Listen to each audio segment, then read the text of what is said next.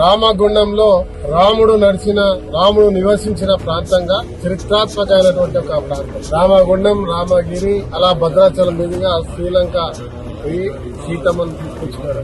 సీతమ్మ అపహరణ ముందు రామగుండంలో నివాసం ఉన్న చరిత్ర చెప్తూ వస్తాం. అనేకమైనటువంటి గుళ్ళు, పవిత్రమైనటువంటి వారైతే గుండాలు ఉన్నాయో వారు వాడినటువంటి ఈ రోజు కూడా అక్కడికి వచ్చి భక్తులు ఏది కోరుకున్నా ఆ కోరికలు వెంబడే నెరవేరుతాయి.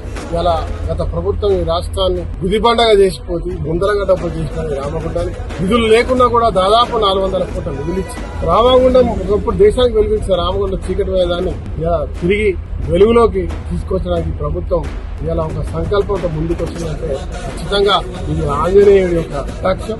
దాని మరి ఇక్కడ పెద్ద ఎత్తున గుడి నిర్వహించాలని, నిర్మాణం చేయాలని ఈ ప్రాంతంలో ఉన్న ప్రతి ఒక్కరి యొక్క కోరిక.